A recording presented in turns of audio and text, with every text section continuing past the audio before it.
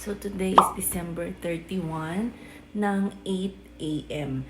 And sa Pilipinas naman is 11 na ng gabi, December 31, 11 p.m. So isang oras na lang magsi-celebrate na sila ng New Year's Eve.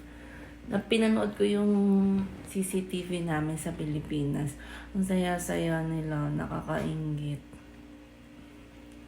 Wala lang, nakakamiss mag-December sa Pilipinas. Sana ma-experience ko ulit yun, kailan kaya. Tsaka never ko pa na-experience mag-celebrate ng December sa Pilipinas ng may kasama. I mean, na may jowa. Kasi LDR kami ni Dada eh. Kaya gusto kong mag-celebrate ng December sa Pilipinas. Tsaka ang dami kasing ganap kapag December.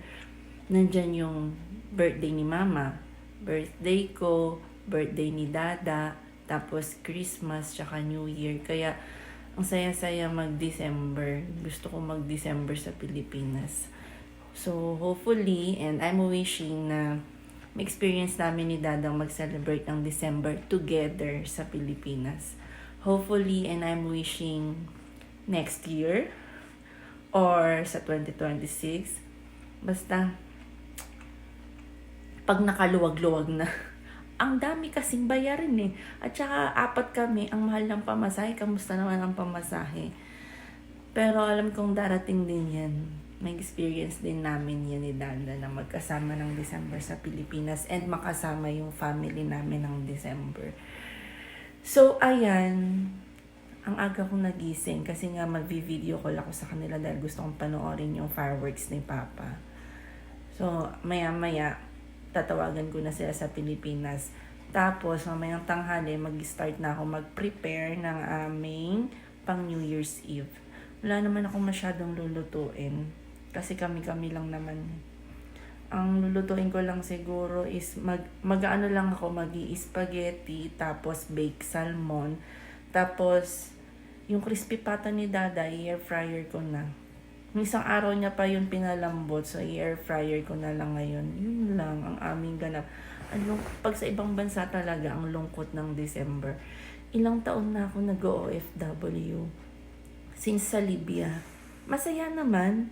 Kasi kasama mo yung mga malalapit sa'yo. O lalo ako ngayon, kasama ko naman si Dada. Pero iba pa rin kapag yung buong family mo, yung parents mo, mga kapatid mo, kasama mo.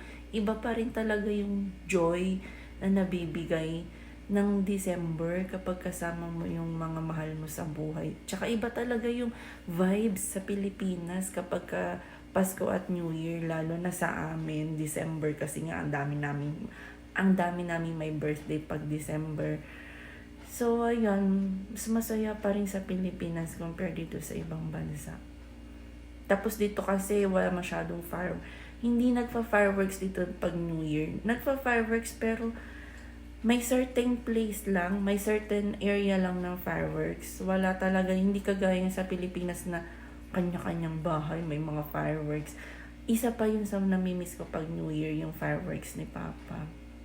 Kasi nakaugalian na namin, parang naging tradition na namin yan since bata kami. Every New Year talaga may fireworks si Papa. Kaya nakalakihan namin yun ang inaabangan namin, yung fireworks ni Papa. So ayan, tawag na muna ulit ako sa Pilipinas. Tinawagan ko sila kagabi eh. So ngayon tatawag ulit ako kasi magti-12 na dun.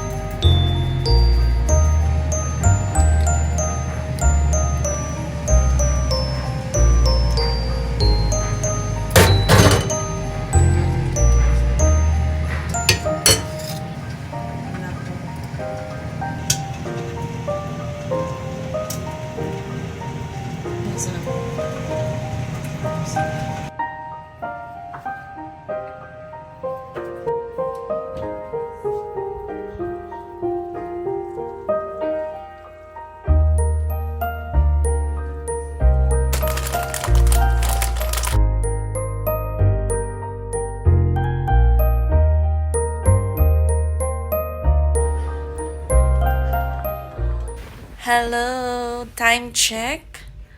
10:30 na ng gabi. So, di na ako nakapag-video ulit kanina. Dahil napagod na akong mag-asikaso, mag-ayos, magluto. Pero, ang niluto ko lang naman is spaghetti tsaka baked salmon. Tapos yung in-air fryer kong crispy pata. Pero napagod ako ng husto. Sakit sa balakang. So, ayan, inaantay na lang namin si Dada. Dahil 11 o'clock daw siya uuwi. Pero nag-dinner na kami kanina. Kasi syempre, gutom na kami. Lalo ko kanina pa ako nag-ayos. Para mamaya pagdating ni Dada, magpipicture-picture na lang kami. Tapos, magme-merienda. And magpipray pala muna kami. Sasalubungin namin ang bagong taon na magpipray. So, yun yung tradition namin. Tradition ko na sasalubungin yung 12 midnight na nagpipray. So, ngayon, dalawa na kami ni Dada. Sabay na kami magpipray. 5, 4, 3, 2, 1. Happy New Year! Happy New Year! 12:30 na. Ngayon pa lang kami kakain. Oh, ayan na. Ayan na ang aming handa. Kain tayo.